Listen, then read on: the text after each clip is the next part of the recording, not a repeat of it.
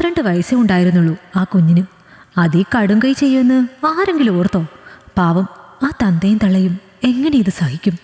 കൂട്ടം കൂടി നിൽക്കുന്ന നാട്ടുകാരിൽ ആരോ ഒരാൾ താടിക്ക് കൈകൊടുത്തുകൊണ്ട് പറയുമ്പോൾ നാട്ടുകാരിൽ ഒരുവൻ അത് ഏറ്റുപിടിച്ചു. ഇപ്പോഴത്തെ പിള്ളേരെ ഒന്നും വിശ്വസിക്കാൻ കഴിയില്ല. ഒന്ന് പറഞ്ഞ് രണ്ടാമത്തേതിന് കയറിൽ തൂങ്ങില്ലേ? ഈ കുഞ്ഞും അത് തന്നെയല്ലേ ചെയ്തത്?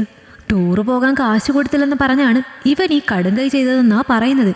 എന്നാലും ഈ കൊച്ചു കുഞ്ഞ് എങ്ങനെ? ഇപ്പോഴത്തെ പിള്ളേർക്കൊന്നും പലതും നേരിടാൻ ഉള്ള മനഃശക്തിയില്ല. ചെറിയ കാര്യങ്ങൾക്ക് പോലും ആത്മഹത്യയിലേക്കാണ് നയിക്കുന്നത്. നാട്ടുകാർ പലമൊഴി പുറത്തു നിന്നും പറയുമ്പോൾ അകത്തെ മുറിയിൽ നെഞ്ചുവിങ്ങിക്കരഞ്ഞു വേണുവും സുമിയും. വേണുവേട്ടാ, നമ്മുടെ മോൻ. അവൻ്റെ നെഞ്ചിൽ കിടന്ന് കരയുന്നവളെ ആശ്വസിപ്പിക്കാനാകാതെ അവൻ കുഴഞ്ഞു. ഇത് ഞാൻ എങ്ങനെ സഹിക്കും എൻ്റെ ദൈവമേ? ഇനി ഞങ്ങൾക്കാരുണ്ട്? ഉറക്കെ വാവിട്ട് വേണുവും കരയുമ്പോൾ അകത്തെ മുറിയിലെ ജനൽപ്പടിയിൽ നിന്നും ആ കുഞ്ഞു ശരീരം അഴിച്ച് താഴേക്കിറക്കാനുള്ള തിരക്കിലാണ് പോലീസ്. ആ നിമിഷം SI രാജീവിൻ്റെ കണ്ണുകൾ ആ കുഞ്ഞു ശരീരത്തിലെ കുഞ്ഞു കാലുകളിലേക്ക് നീണ്ടു. തറയോട് ചേർന്ന് നിൽക്കുന്ന ആ കാലുകൾ അയാളിലെ പോലീസ് ബുദ്ധിയെ ഉണർത്തി. അത് ഒരാത്മഹത്യയല്ല, അതൊരു കൊലപാതകമെന്ന് അയാൾ വിധി എഴുതുമ്പോൾ വേണുവാണ് അതിനെ ആദ്യം എതിർത്തത്. ആര് കൊല്ലാനാണ് ഞങ്ങളുടെ കുഞ്ഞിനെ? 12 വയസ്സുള്ളവന് ആരാണ് ശത്രു? വെറുതെ കീറി മുറിക്കാൻ ഓരോ കാരണങ്ങൾ ഉണ്ടാക്കുകയാണ് നിങ്ങൾ. ഞാൻ സമ്മതിക്കില്ല എൻ്റെ കുഞ്ഞിനെ കീറി മുറിക്കാൻ. അയാളുടെ ഉള്ളിലെ അച്ഛൻ സങ്കടം സഹിക്കവയ്യാതെ പറയുമ്പോൾ അതിനെ ചെവിക്കൊള്ളാൻ പോലീസ് ഒരുക്കമായിരുന്നില്ല. അവസാനം പോസ്റ്റ്മോർട്ടം റിപ്പോർട്ടിൽ ശ്വാസം മുട്ടിയുള്ള മരണമെന്ന് വിധി എഴുതുമ്പോൾ രാജീവിൻ്റെ കണ്ണുകൾ അയൽക്കാരിലേക്ക് നീണ്ടു. ആ കുടുംബവുമായി പരിചയമുള്ള പലരിലേക്ക് നീണ്ടു. പാൽക്കാരൻ, പത്രക്കാരൻ, മുറ്റമടിക്കാൻ വരുന്ന പ്രായമായ സ്ത്രീ, അങ്ങനെ പലരെയും ചോദ്യം ചെയ്ത് അത് സുമിയിലും വേണുവിലും വന്നു നിന്നു. നിങ്ങൾ ജോലിക്ക് പോയി കഴിഞ്ഞ് വൈകുന്നേരം സ്കൂൾ വിട്ടു വരുന്ന രോഹൻ ഇവിടെ ഒറ്റയ്ക്കായിരിക്കില്ലേ? പോലീസിൻ്റെ ചോദ്യത്തിൽ സുമി തലയിളക്കി. അല്ല, എൻ്റെ അച്ഛനിവിടെയുണ്ട്. അച്ഛനാണ് വൈകുന്നേരം ഞങ്ങൾ തിരികെ വരും വരെ വയ്യെങ്കിലും അവൻ്റെ കാര്യങ്ങൾ നോക്കുന്നത്. സുമി കണ്ണുകൾ തുടച്ചുകൊണ്ട് പറയുമ്പോൾ രാജീവ് പുരിക ഉയർത്തി. ബോഡി നിങ്ങൾ കാണുമ്പോൾ അച്ഛൻ എവിടെയായിരുന്നു? അച്ഛൻ മുറിയിലായിരുന്നു. അവൾ പറയുമ്പോൾ മറ്റൊരു പോലീസുകാരൻ നടക്കുമ്പോൾ വിറയ്ക്കുന്ന അച്ഛനെ പതുക്കെ ആ മുറിയിലേക്ക് കൊണ്ടുവന്നു. നിങ്ങളല്ലാതെ മറ്റൊരാൾ ഈ വീട്ടിൽ അന്ന് ഉച്ചയ്ക്ക് വന്നിരുന്നോ? രാജീവൻ്റെ ചോദ്യത്തിൽ ആ വൃദ്ധനായ മനുഷ്യൻ ഒന്ന് വിറച്ചു. നിങ്ങളാരെയും പേടിക്കണ്ട, ആരും നിങ്ങളെ ഒന്നും ചെയ്യില്ല. ഇവിടെ അന്നുച്ചയ്ക്ക് ആരാണിവിടെ വന്നത്? എനിക്കറിയാം. പിന്നെ ഔപചാരികമായി ചോദിച്ചു എന്നേ ഉള്ളൂ. SI പറയുമ്പോൾ ആ അച്ഛൻ ശ്വാസം ഒന്ന് എടുത്തു വിട്ടു. അന്നുച്ചയ്ക്ക് വേണു നേരത്തെ വന്നിരുന്നു. ആ അച്ഛൻ പറഞ്ഞതും വേണു കസേരയിൽ നിന്നും ചാടി എഴുന്നേറ്റു. കള്ളം, പച്ചക്കള്ളം! ഇയാൾ കള്ളം പറയുകയാണ്. ദേ കിളവ, വല്ല കുടുംബ പ്രശ്നവും ഉണ്ടെങ്കിൽ അതെൻ്റെ നേരെ തീർക്കാൻ വരരുത്. അവൻ അയാൾക്ക് നേരെ കൈ ചൂണ്ടിയതും രാജീവൻ്റെ വലത് കൈ വേണുവിൻ്റെ ഇടത്തെ കവിളിൽ പതിച്ചു കഴിഞ്ഞിരുന്നു. ഛേ, ഇരിക്കട അവിടെ! രാജീവൻ്റെ ശബ്ദത്തിൽ മുറിയാകെ പ്രകമ്പനം കൊള്ളുമ്പോൾ വേണു പുറകോട്ട് വീണു കഴിഞ്ഞിരുന്നു. ആ നിമിഷം ഒരു പോലീസുകാരൻ അവൻ്റെ കോളറിൽ പിടിച്ചു തൂക്കി എടുക്കുമ്പോൾ ഒന്നും മനസ്സിലാകാതെ ഞെട്ടലോടെയാണ് ആ കാഴ്ച സുമി നോക്കി നിന്നത്. നീ അന്നേ ദിവസം ഉച്ചയ്ക്ക് ലീവ് എടുത്തതും ഇങ്ങോട്ട് വന്നതും അറിഞ്ഞിട്ട് തന്നെയാണ് ഞങ്ങൾ നിന്റെ മുമ്പിൽ നിൽക്കുന്നത്. ഞാൻ ലീവ് എടുത്തത് കൂട്ടുകാരൻ്റെ ബർത്ത്ഡേ പാർട്ടിക്ക് പോകാനാണ്. അത് സുമിക്കറിയാം.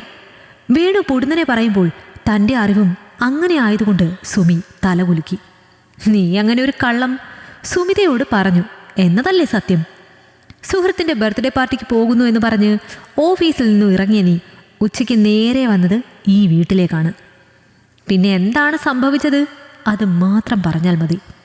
രാജീവ് കടുത്ത ഭാഷയിൽ പറയുമ്പോൾ വേണുവിന് പിടിച്ചു നിൽക്കാനായില്ല. അതെ, ഞാനാണ് എൻ്റെ മകനെ കൊന്നത്. അവൻ്റെ ശബ്ദം ഉയരുമ്പോൾ സുമി ഒരു ഞെട്ടലോടെയാണ് അത് കേട്ടത്. എന്തിനാ നീ നിന്റെ കുഞ്ഞിനെ കൊന്നത്? രാജീവിൻ്റെ ചോദ്യത്തിൽ ചുണ്ടുകൂട്ടി വീണു. സമൂഹത്തിൽ ഞാൻ ഉയർത്തിക്കൊണ്ടുവന്ന എൻ്റെ പേര് ചീത്തയാക്കാൻ ഞാൻ ആഗ്രഹിച്ചിട്ടില്ല. അതിന് വിലങ്ങുതടിയായത് ആരായാലും അവരെ ഞാൻ നശിപ്പിക്കും. വെറിയോടെ പറഞ്ഞുകൊണ്ട് ഉറക്കെ കരഞ്ഞവൻ. എൻ്റെ കുഞ്ഞിനെ പോലും എനിക്ക് കൊല്ലേണ്ടി വന്നു. അവനെപ്പോലും ബലി കൊടുക്കേണ്ടി വന്നു. ജനിച്ച നാൾ മുതൽ ഒരുപാട് അവഗണന ഏറ്റുവാങ്ങിയതായിരുന്നു ഞാൻ. കാശില്ലാത്തവനെന്നും കുടുംബക്കാരുടെ മുമ്പിൽ ഒരു പടി താഴ്ന്ന സ്ഥാനമായിരിക്കും. അതനുഭവിച്ച് വളർന്നു വന്ന ഞാൻ അവരെക്കാൾ ഉയർന്നു വരാൻ ശ്രമിച്ചു. എങ്ങും തോൽക്കാൻ ആഗ്രഹിച്ചില്ല. ആളുകൾ എന്നെക്കുറിച്ച് നല്ലത് പറയുന്നത് കേൾക്കുന്നത് ഒരു ഹരമായി. താഴ്ത്തിക്കെട്ടിയ കുടുംബക്കാരുടെ മുൻപിൽ തല ഉയർത്തിപ്പിടിച്ച് നിൽക്കുന്ന ലെവലിലേക്ക് ഞാൻ വളർന്നു. ഭാര്യയെയും കുഞ്ഞിനെയും ഞാൻ അമിതമായി സ്നേഹിച്ചു. ബഹുമാനത്തോടെ എല്ലാവരും എന്നെ അനുസരിക്കുന്നത് കാണുമ്പോൾ ഒരിക്കൽ കൊതിച്ച സ്ഥാനം കൈവന്നത് ഹരത്തോടെയാണ് ഞാൻ അനുഭവിച്ചത്.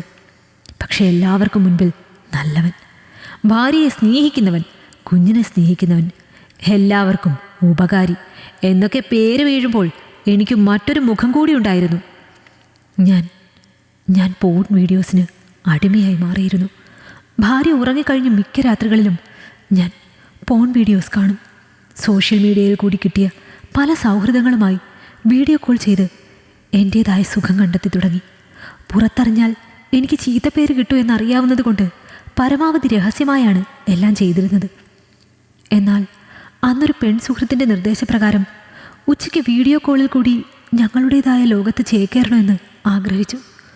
സുമിയോട് ഉച്ച കഴിഞ്ഞ് സുഹൃത്തിൻ്റെ ബർത്ത്ഡേ പാർട്ടി ഉള്ളതുകൊണ്ട് ലീവാക്കി പോന്നു എന്ന് മാത്രം വിളിച്ചു പറഞ്ഞു. ശേഷം നേരെ വന്നത് വീട്ടിലേക്കാണ്. സുമിയുടെ അച്ഛൻ നല്ല ഉറക്കമായതുകൊണ്ട് ഉണർത്തിയില്ല. നേരെ മുറിയിൽ പോയി സിസ്റ്റം ഓണാക്കി. എൻ്റെ കാമം പല വിധത്തിൽ തീർക്കുമ്പോൾ ആ ആവേശത്തിൽ ഡോർ ക്ലോസ് ചെയ്യാൻ മറന്നുപോയിരുന്നു. ആ നിമിഷം മോൻ സ്കൂൾ വിട്ട് നേരത്തെ വന്നിരുന്നു. പുറത്ത് എൻ്റെ ബൈക്ക് കണ്ടതുകൊണ്ട് ഞാൻ അകത്തുണ്ട് എന്നുള്ള പ്രതീക്ഷയിൽ ഓടി വന്നവൻ കതക് തുറന്നതാണ്. പക്ഷേ കേവലം 12 വയസ്സ് മാത്രം പ്രായമുള്ള എൻ്റെ കുഞ്ഞു കണ്ടത് വീഡിയോ കോളിൽ കൂടി മറ്റൊരു സ്ത്രീയെ ഭ്രമിപ്പിക്കുന്ന അച്ഛൻ്റെ കേളികളായിരുന്നു. ആ കാഴ്ച അവന് വലിയൊരു ഷോക്കായിരുന്നു. അവനെ പറഞ്ഞ് മനസ്സിലാക്കാൻ ഞാൻ ശ്രമിച്ചു, കാലുപിടിച്ച് പറഞ്ഞു. പക്ഷേ അച്ഛനിൽ നിന്ന് നേരിട്ട അനുഭവം അവനെ പിന്തിരിയാൻ കൂട്ടാക്കിയില്ല. എല്ലാവരോടും പറയുമെന്ന് പറഞ്ഞു, അമ്മയോട് പറയുമെന്ന് പറഞ്ഞു.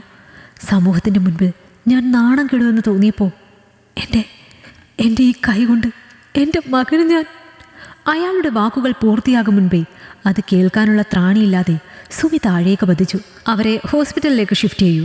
രാജീവിൻ്റെ നിർദ്ദേശപ്രകാരം സുമിയെയും അച്ഛനെയും അവിടെ നിന്ന് മാറ്റിക്കഴിഞ്ഞിരുന്നു 2 പോലീസുകാർ. ആ നിമിഷം അയാൾ ശ്വാസം ഒന്ന് എടുത്തു വിട്ടുകൊണ്ട് രാജീവിനെ നോക്കി.